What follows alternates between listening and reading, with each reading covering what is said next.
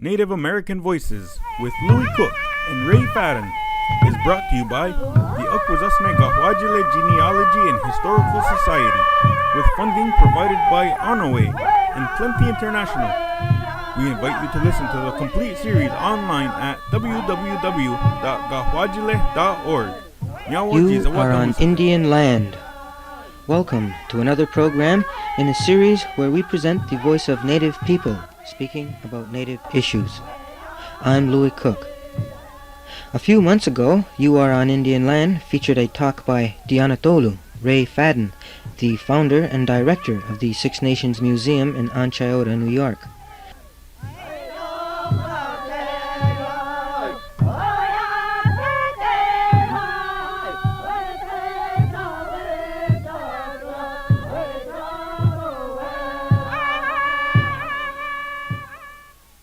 This message from Dianatolu is drawn from those experiences of 24 years and deals with some of the popular misconceptions about Indians, some of which are still taught in schools today. For 24 years, I taught in Indian schools. And every year, our Indian boys and girls, from first grade up, get hundreds of letters from white boys and girls who are having in their schools what they call Indian projects. And as a climax to their so-called Indian project, they like to write to a real live Indian and get an answer back. Don't ask me why. So our Indian children are swamped with these letters every year. They never could answer all of them, but they do the best they can. Now you can tell by the many questions that these little white children ask of our little Indian children what kind of a job that teacher is doing with them as regards Indians and their way of life. What kind of thoughts about Indians the teacher is either putting in their little heads or allowing to remain in their little heads regarding Indians. Many of the questions are intelligent questions, and you know she's doing a very good job. But I'll be frank with you, many of the questions are ridiculous questions, and some of them are even kind of cruel questions. And our Indian people today often wonder just what is being taught about their people. Not only their people who lived a long, long time ago, but their people who live right today, 1975. You get the idea sometime from reading over these letters that the youngsters are led to believe that our Indian people today lived as their ancestors lived 200 or 300 years ago. Well, it was a wonderful life, and there isn't an Indian today that wouldn't rather live it any day than the crazy mixed-up world we have to live in nowadays. And I imagine if the truth was known, the white people would rather live it too, or they wouldn't be camping out every time they get a chance. But it's impossible. You'd starve to death. The white man made sure of that. Our Indian people today, at least our Iroquois Indians, live more or less like any other people in this country. It's true our Western Indians are hungry, many of them. It's true some of our Northern Indians are starving. It's true right now. But our Eastern Indians live more or less, as I said before, like any other people in this country. They live in houses like other folks do. They dress the same way. They eat the same kind of foods. They have the same kind of amusements. I'm willing to bet if you came up on an Indian reservation today, unless somebody told you you were on an Indian reservation, you couldn't tell it from any other rural community. And if you came up to see an Indian dance, 9 chances out of 10 it would be a square dance or a round dance. And our young Indians can jitterbug, rock and roll, do the twist, or any of those crazy dances they got nowadays. Look, if I didn't know any better and I went over to Europe and visited, we'll say England, I might expect to find the English people dressed up in suits of armor, riding around on pony or horseback, spearing each other. Jousting, they call it. King Arthur was an Englishman. He dressed that way and did those things. I saw it in the moving picture show last week. It must be true. Or if I went down to Italy, I might expect to find the Italians running around in those long sheeted togas, the way their ancestors Julius Caesar did, and I saw it in the TV program last night. And all Indians don't live on the reservation. There's nothing that says an Indian has to stay on that reservation if he wants to leave it. I don't think there's a large city in this country or Canada that doesn't have in it an Indian organization or 2 or 3, made up of Indian people who live and work there. White people pass them every day on the streets, don't recognize them as Indians. You know why? They don't have a headdress on their head, or a sign on their back saying, I'm an Indian. Now some Indians prefer to live on that reservation. And remember this, and remember it good. They got every right in the world to live on that reservation if they want to. Believe me, they paid a very, very high price for that privilege. They paid a higher price than all the white men put together. since the time of Christopher Columbus to present day have paid, combined, for the privilege of living on that little reservation. And just like other people have their hometowns where their people live, where they have common interests, perhaps a common language, perhaps their own Indian religion, where the bones of their mothers and fathers lie buried beneath that earth, so that reservation is to Indians. It's all they've got left of this beautiful country. And our old chiefs would rather die any day than sell that reservation that contains the bones of their grandmothers and their grandfathers. As far as they're concerned, that's their country. And remember this and remember it good. That reservation is no gift of Uncle Sam, or Uncle Ottawa either, not by a long sight. It's all Uncle Sam and Uncle Ottawa haven't taken away, most cases stolen yet. The most ridiculous question that was ever asked of our youngsters was this, and I still have the letter to prove it. Why don't Indians grow feathers in their heads anymore? Quite often we get questions like this. What's it like living in a wigwam or a teepee? How does buffalo meat and bear meat taste? And for some strange reason, these two things must fascinate white people, because we get these two questions quite frequently in letters from little white children to little Indian children. And we get to hear in this museum once in a while. Why do Indians scalp people? Why do they burn people at the stake? And sometimes we get a question like this. Why are the Indians so warlike, vicious, savage, and cruel, always picking on the poor innocent white people? So I said to our young Mohawks, what do you say we have an Indian project for a change? Let's make a chart showing our Iroquois right today. We'll take pictures of our most famous Iroquois as a border, a smattering from every reservation in the state, showing how Indians make their living today. We'll make photostat copies of that chart, and when these youngsters write in and want to know what it's like living on a wigwam, we'll send them a copy. So that chart there on the wall, and that on the other side of the wall, are a result of that particular Indian project. Now let's take a look at that word scalping. That word used so freely and so often describing Indian life, especially in these vicious, evil, and I mean it with a capital letter, TV programs. High Chaparral, Trails West, Wagon Trails West, Daniel Boone, Gunsmoke, you name it, right down the line. Moving picture shows, kid comic magazines, and even some lying history books, and I can prove they're lying history books with no difficulty whatsoever, that they have brainwashed, and I mean just that word brainwashed, not only the minds of people living all over America, but the minds of people living all over the world regarding Indians. I'm going to tell you, young people, something that might surprise you. It might even shock you. The oldest record we have of scalping did not come from America. It came from far across the ocean in the white man's land, Europe. Records left by the Romans and Grecians describing the customs and ways of those they called the white savages who lived to the north of them in Europe. They said that these savages had many savage customs and ways, among which was taking the scalps of their enemies, taking the heads of their enemies, quartering the bodies of their enemies, taking these objects home with them, hanging them up on the stockades that surrounded their villages to frighten their enemies away. That's the oldest record of scalping in the world, right up from across the ocean. When the French and the English came over here and fought over the land that did not belong to either one of them, the English said to their Indian neighbors, especially to the Iroquois, "We do not like the French nor their Indian friends. We will give you our good Indian brothers." Oh, they were good Indian brothers in those days when they needed their help. So much for the scalp of every man, woman, and child above the age of 10. And the French said the same thing to their Indian neighbors regarding the English and those Indians who were friendly with them. And there are some historians who believe that just possibly and very likely scalping was not an original Indian custom, that it very likely was introduced over here into America by these two very savage, warlike peoples from Europe. Do I shock you when I say savage, warlike peoples from Europe? Take a look at their history. Before they got through with it, they practically conquered the entire world before they gave up, if they'd given up yet. It's a known fact that none of our eastern Indians along the Atlantic seaboard knew a thing about scalping until white frontiersmen started collecting bounties on Indian scalps. As a matter of fact, many of them made a very profitable business out of it. It was very easy getting the scalps of peaceful, friendly, unsuspecting Indians. And when those bounties were paid for those scalps, nobody could tell the difference.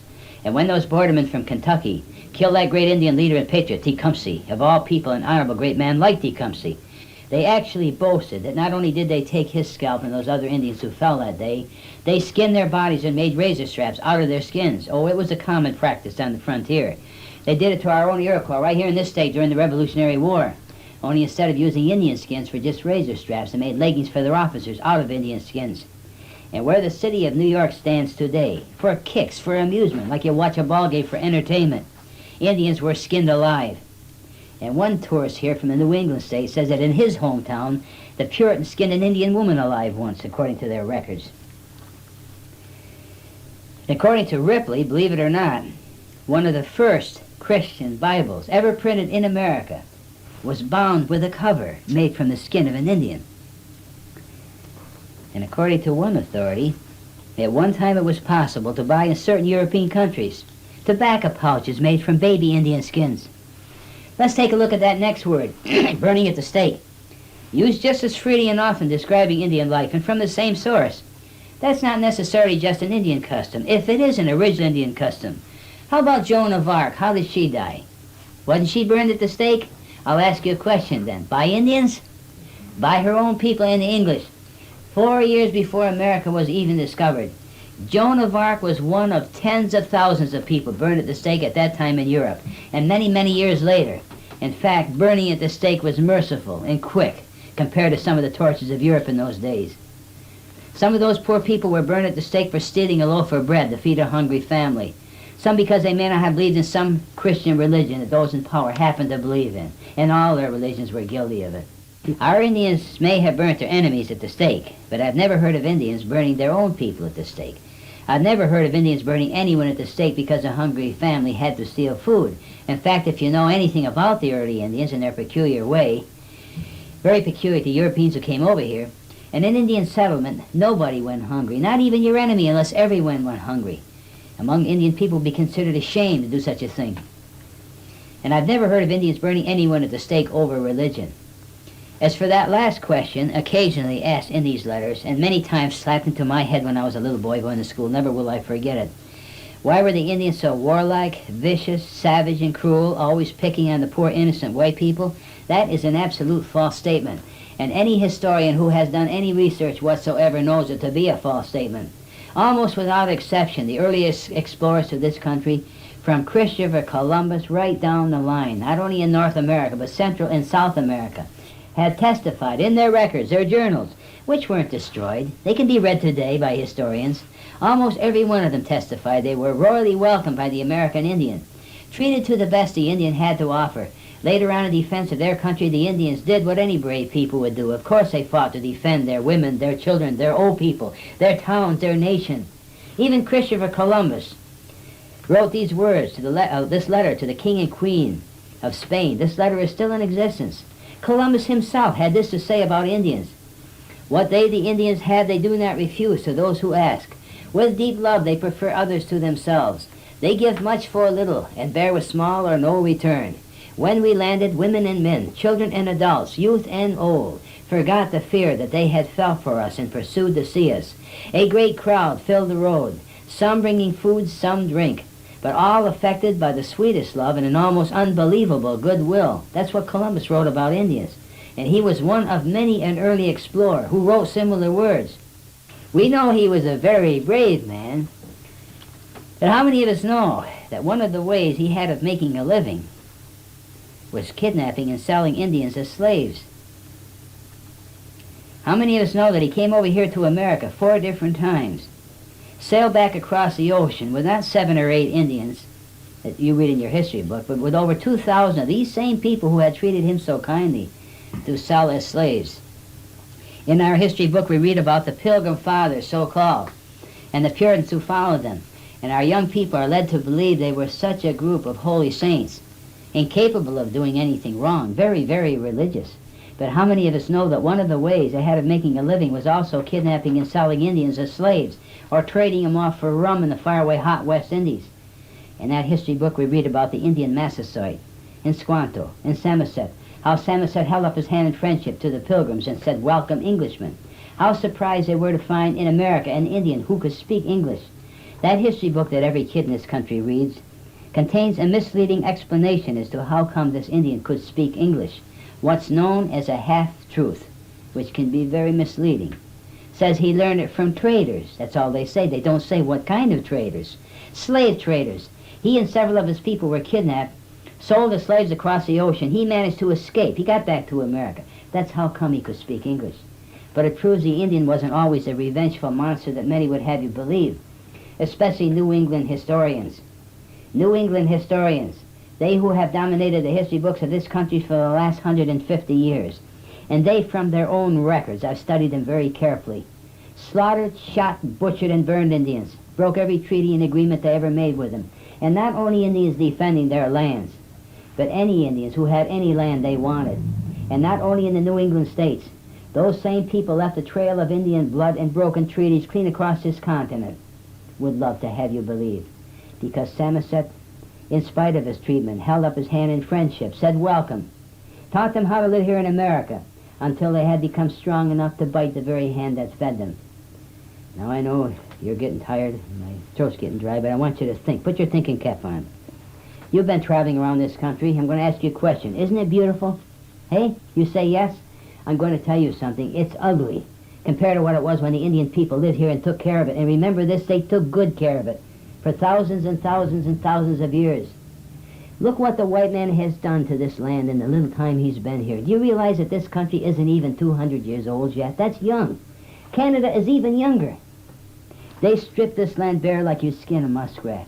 And for only one reason, that thing that they worship, that holy dollar bill, get rich quick idea, the fast buck.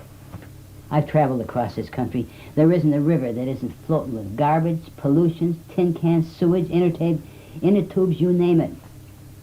I'm not a history teacher. I'm a science teacher. It takes from 200 to 10,000 years, that long, depending upon the location, for 1 little inch of topsoil to form. In some parts of the Midwest, a short time the white man has been there, a little over 100 years, that little while. 18 inches are washed down to the Gulf of Mexico. Right now there are floods in the Mississippi, Missouri Valley. Why? Because they stripped the forest of protective covering from our mother, the earth.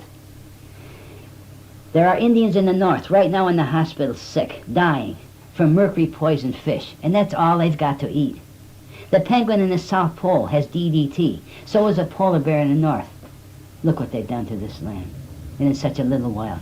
And from the very beginning, it isn't because of the big population today. They did it right off the bat when they first came here. They weren't here 25 years and they had to pass game laws to protect the deer. They were wiped out so bad. I read the account of an early explorer, Baron van Houten, who went up Oswego River to Oneida Lake during the spawny season way back in the 1700s. And he left a journal of what he saw. He said so many salmon in the spring went up that river into Oneida Lake to spawn that it seemed as if you could walk across the river on their backs. Of course, you could use sink, but I mean, it seemed that way. He estimated that in one day, enough salmon went up that river into Oneida Lake to spawn to feed all of Europe 5 years. They're gone. Forever. And that was one of many rivers that were similar. I read an account of the early Black Rose going up the St. Louis River to Onondaga country. They also wrote a journal on what they saw. They said they counted herds of what they call wild cattle. Now, they weren't wild cattle. They had to be either elk or moose. From 30 to 50 or 100 in a herd, and during the day they saw 15 or 20 herds. They sat on their bateaus and they shot them for amusement. There's not a one left in the whole state of New York. Yes, look what the white man has done to this land in the little while he's been here. Think what this land was when the Indian people took care of it. When you could drink out of the Mississippi River, you didn't have to worry about getting typhoid. When you could hear the whippoorwill sing at night that you hear no longer. When you could look in the sky and see the eagle fly over your head, the eagle that has also vanished. Pretend for a minute that you are an Indian, that buried underneath that earth is your mother and your father and your people from way, way back. How would you feel? What would you do if a strange people came from across the ocean and they said to you, my master, the King of England, or the King of France, or the King of Holland, or the King of Sweden, or the King of Portugal, or the King of Spain, or some other king, 3,000 miles across the ocean, has just generously given to me a large grant of land here in America, very generous of him. And that grant of land stretches all the way from the Atlantic Ocean right across this continent to the Pacific Ocean. So you Indians, you have no rights here at all. You don't belong here. We just passed a bill through our legislature that you and all Indians must get out. Go beyond the Mississippi River. There's a desert I don't need for a while yet. Get going. And immediately. before I call out my army that outnumbers you 1,000 to 1. What's that you Iroquois, you Six Nations say? That long ago your forefathers made a treaty with my forefathers? That treaty was to last as long as the sun rises, water flows downhill, grass grows? That in that treaty your forefathers gave my forefathers this vast tract of millions of acres of the richest land in the world with all of its resources for the privilege of living on that little reservation unmolested and undisturbed? That treaty was signed by George Washington? You Iroquois wish to know if we're going to honor that treaty? Why, no, we're not going to honor that treaty. We don't have to keep treaties with Indians. We have the right to break Indian treaties any time we wish. We have the right to take Indian lands any time we wish, treaty or no treaty. You Iroquois wish to know what gives us that right? Let me explain it to you so you'll understand. We just passed a bill through our legislature that gives us the right to break Indian treaties. We do not care if the bones of your mothers and fathers do lie beneath that earth, nor do we care if that treaty was signed by George Washington. We want to make a dam. That's a good cheap place to make it. Get out or drown. What's that, you Shawnee, you Toulouse, you Delaware, you dark-skinned people ask us? You would like to live with us or beside us and share this land together? Oh, no, no. We can never allow that. You must go too, because we want it all. What would you do? I'll tell you what you'd do. You would fight. Now remember when you watch those cowboy and Indian stories on that TV program and you hear that teacher get up in school and call Indians savages? You would be doing the very same thing those early Indians did.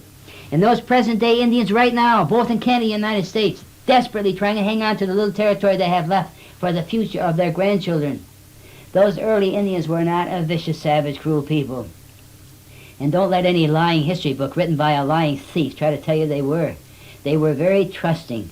They were very honest, and they were very big-hearted people. In fact, if you want to call it a weakness, that always was the Indian's two greatest weakness. He was too trusting, and he was too big-hearted.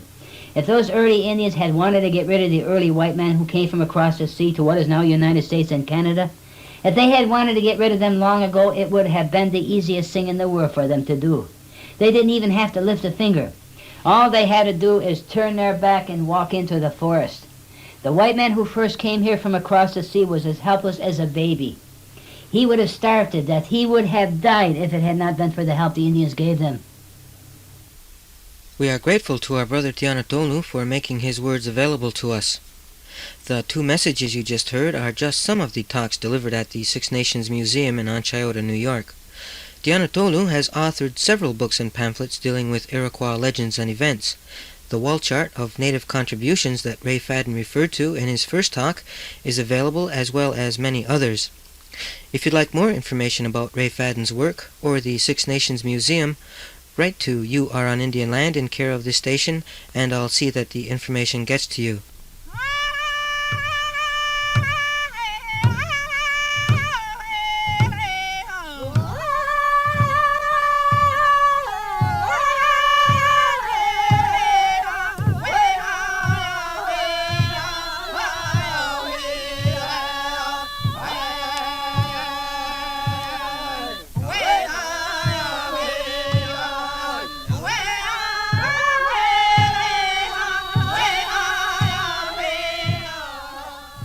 I'm Louie Cook. You've been listening to You Are on Indian Land, a weekly series where we present the voice of Native people speaking about Native issues.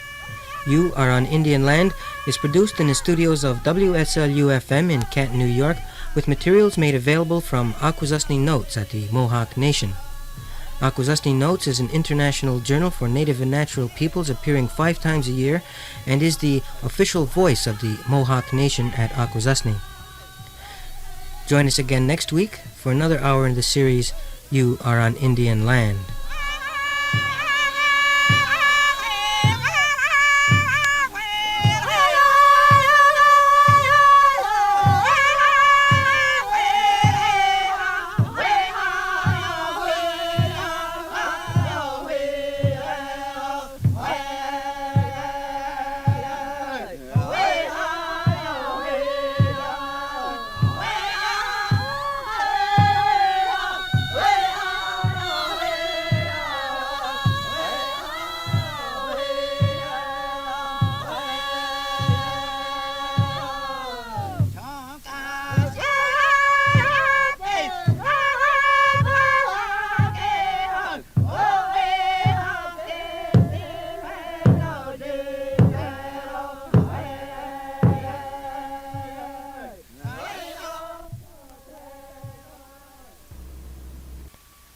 Native American Voices with Louie Cook and Ray Fadden is brought to you by the Akwesasne Gahwajile Genealogy and Historical Society with funding provided by Onaway and Plenty International.